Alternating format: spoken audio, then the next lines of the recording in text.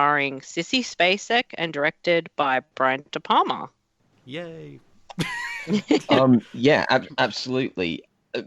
Maybe we should start actually even before that with the book. Yeah, well, the thing is, I was trying to track down the book to read it again in preparation because I haven't read it since I was like in high school, which is, I mean, I was reading Stephen King when I was like 11, but Carrie didn't come along till high school, so it's been almost 20 years since I've read it. The right time to read it, though, particularly I imagine as a young woman. Yeah, it is the perfect time to read it as well. But it's something I still will probably revisit. But you did mention that the audiobook is read by Sissy Spacek. So I think rather than read it, I think I might listen to the audiobook. I mean, it's a really good reading, and I love Sissy Spacek's voice. I mean, we'll get into all the things I love about Sissy Spacek, I imagine, but she gives a terrific reading of the book and has obviously a real sympathy for Carrie. You know, you can see that character, still means a lot to her. But I think what's relevant, and correct me if I'm wrong here, for this is the structure of the book is fairly unique. Yes, one thing I do remember because how do I explain it? It sort of uses like newspaper articles, letters, and things like that. So it's not like a straight just telling of this story. A lot of it's like flashbacks because if I'm trying to remember, is it set in like 1979 in the book? Yeah. So yeah, kind of it goes into all this stuff quite differently, but because it's been so long since I've read it, I'm probably not the best person to talk about it. But yeah. I think the book also De Palma does it in a very much more straightforward fashion. Yeah. He tells it as a single straight narrative without any flashbacks, which are things that we get in the book. We get newspaper articles even from Carrie's childhood, and with reference to a rain of stones and things that seed what's going to happen in the rest of the novel early on, as something that has come from Carrie's very earliest childhood. And that's not so present in the film, certainly in De Palma's film. But we should probably lay out the basic plot just for anyone who, if there is anyone who is listening to this who hasn't seen or read Carrie. I'm not sure why you would be, but, just in case. Yes. So I guess we'll just go with the basic synopsis. So you've got the shy, bullied 16-year-old Carrie White in high school. It pretty much starts off where she gets her first period. She has no idea what it is. She thinks she's dying. All the other girls start teasing her, bullying her. The main sort of bully is Chris.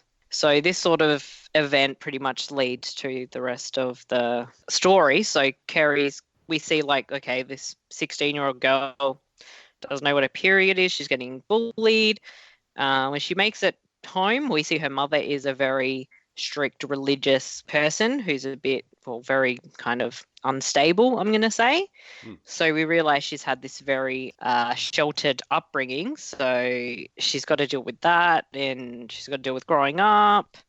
So she really doesn't have anyone in her life. And through all these traumatic events, she starts to realize she's got telekinesis. Bum, bum, bum. As you all do. Yes. So Carrie, she discovers this with everything that's going on with her crazy mother, the bullying at school. And rather than kind of go off into the big tangent of what happens, we'll just get into more of the movie. Bede, do you want to kick us off with a little bit of this? Indeed. From the original movie. Indeed. Carrie is, Brian De Palma's version of the story is definitely one of my all-time favorite horror films.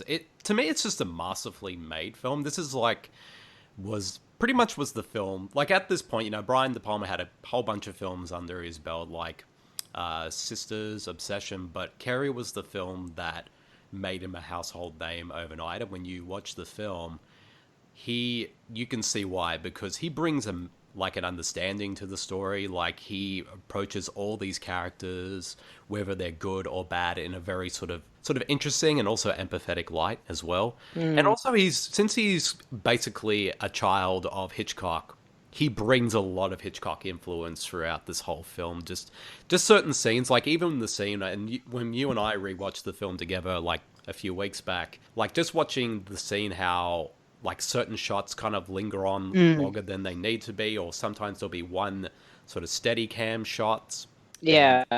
And like the movie is just gorgeous. Like it's absolutely beautiful, especially the prom scene. Like watching it on the recent 4K restoration Blu-ray that Arrow and released. It just the prom scene alone just looks absolutely stunning. And yeah, and it's also... I think for me sorry, I was going to say, like, it's just an absolutely gorgeous looking film. It has this sort of dreamlike quality throughout, and the performances are all terrific. And yeah, it's just a great film, like both as a horror film but also as a coming of age tale as well. Yeah, I mean, first of all, I agree with everything you're saying about the visuals. It is very dreamlike. You definitely see that in the shower scene at the very beginning. Yeah. You know, there's this sense of, even though she's kind of at her most vulnerable to a certain degree because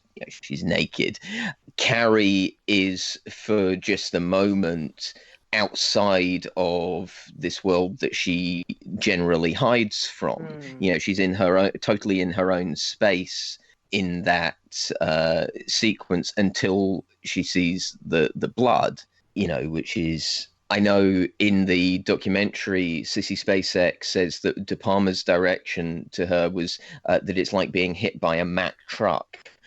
When she sees the blood, and you can really see that, you know, it immediately shakes her back into the world, and suddenly this sort of dreamlike reality becomes nightmarish, which is something that we see echoed with what happens at the prom. I think, you know, there's a very dreamy, romanticized quality to it, and then suddenly it's nightmarish and jagged. You know, those with the two sliding scenes mirror that very well, with the shower scene and to the prom scene, because it is like this calm, very dreamlike feeling, and then when the blood hits, it just turns into this nightmare, which is it's a really clever thing to do as well, because you've got the, you know, the event that happens to her that kind of kickstarts everything to the event that really leads her to, I guess you'll call it a meltdown.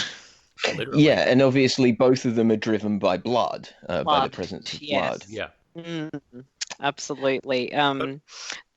Sorry, Bede. I was going to say, even like with Sissy Spacek, she's just the master of, like, a lot of the times throughout this whole film, those terrified looks on her face. Like the scene where she's just covered in the blood the first time at the prom.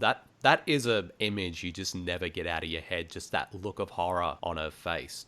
The shock and horror. It's like you just can't get that image out of your head. Even at the beginning, like, you know, because she thinks she's dying, and you literally think this person thinks they are dying. But because Sissy Spacek, she's got so much range as an actress, and she has a lot of physical, you know, aspects to her acting as well as with her face, her voice. So she brings so much to the character of Carrie that you just feel everything she's going through. And especially if you've been picked on in school, you relate to it. Even though you might not have had some crazy mum who locked you in the Harry Potter cupboard or something, you know, there's still something you can relate to on that level. And I think she kind of taps into that as well. Yeah, I mean, Bede was saying that this is one of the great horror films, and I completely agree with you. And you touched on this towards the end of your introduction, but I also think it's one of the great coming of age films, and that's kind of what I specialize in. That's what my new website is going to be about, is teen and coming of age cinema, which is kind of why I'm on this episode.